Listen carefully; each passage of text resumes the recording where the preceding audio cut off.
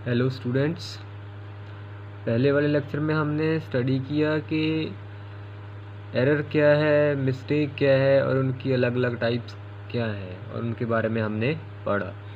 आज का हमारा लेक्चर है, आज हम पढ़ेंगे प्रोपागेशन ऑफ एन एरर।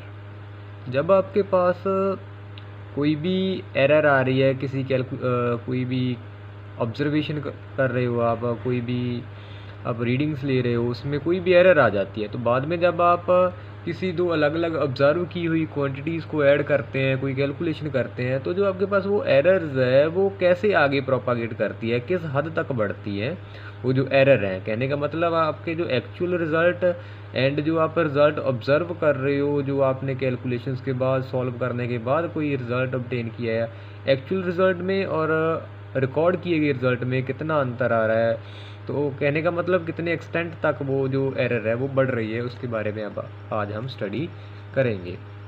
तो हमारे पास जो सबसे पहला केस है कि when the result involves the sum of two observed quantities. कहने का मतलब कि आपने कोई भी रीडिंग्स रिकॉर्ड की है, तो आपके पास दो अलग अलग क्वांटिटीज़ आ रही हैं, तो आप उन क्वांटिटीज़ को ऐड कर रहे हो, एडिशन कर रहे हो। यहाँ पे आप देख सकते हैं सम लिखा हुआ है, तो हम उन क्वांटिटीज़ को जोड़ रहे हैं। तो इसके बारे में आज हम स्टडी करेंगे।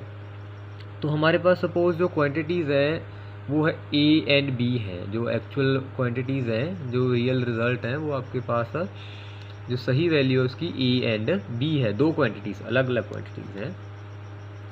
तो जब आपके पास इन दोनों क्वांटिटीज़ की एडिशन होगी, सम होगा ए प्लस बी, तो आपके पास जो रिज़ल्ट आ रहा है दैट इज़ सपोज एक्स। ये हमारी अजम्पशन है कि हमारे पास दोनों को ऐड करने के बाद एक्स जो रिज़ल्ट मिल रहा है। ए और बी दो क्वांटिटीज़ हैं और उनका जो रिज़ल्ट है हमारे पास, जो सही रिज़ल्ट होगा, उनको एडिशन करने के बाद एक्स होगा। तो अब हमारे पास जो मेज़रमेंट की है हमने, कोई दो क्वांटिटीज़ पहले थी, अब मेरे शब्दों को ध्यान से सुनिए। ए एंड बी दो क्वांटिटीज़ थी, उनका जो एडिशन के बाद रिज़ल्ट है मान लो एक्स है। लेकिन अब हमारे पास जो हम मेज़रमेंट कर रहे हैं, मेज़रमेंट करने के बाद मैं आपको पता है कि किसी मेज़रमेंट में हमारे पास कोई ना कोई क्या होता है कि एरर आ जाती है। वो जो एरर है हमारे पास क्या है कि जो रीडिंग में थोड़ा सा थोड़ी सी डेविएशन आ रही है, बदलाव आ रहा है, वो हमारे पास सपोज जो ए क्वांटिटी है उसमें जो डेविएशन आ रही है, एरर आ रही है, एब्सोल्यूट एरर, वो डेल्टा ए है। और जो बी क्वांटिटी में जो हमारे पास आ रही है absolute error, that is delta B.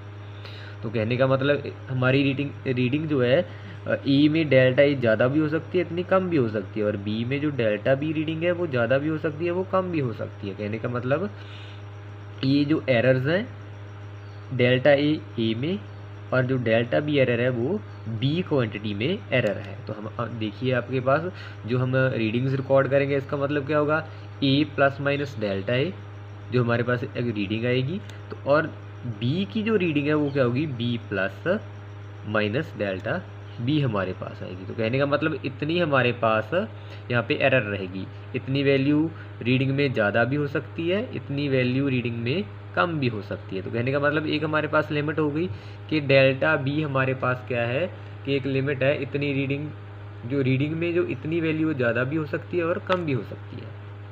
और आगे हमारे पास हम मान लेते हैं कि जो दोनों को, इन सारे दोनों को एडिशन करने के बाद जो हमारे पास एक्चुअल रिज़ल्ट, देखिए एक्चुअल रिज़ल्ट में जो हमारे पास एरर आएगी वो डेल्टा एक्स क्या है, एरर। तो x plus minus delta x will be the final reading, recorded reading. तो देखिए x plus minus delta x equals x, हमारे पास दो वैल्यूज़ थी ना हमारे पास, देखिए जो हमने रिकॉर्ड की है, A plus minus delta A, B plus minus delta B. तो इन दोनों का जो सम आएगा वो हमारे पास रिज़ल्ट आएगा। रिज़ल्ट कौन सा, जिसमें हमारे पास एरर आ रही है।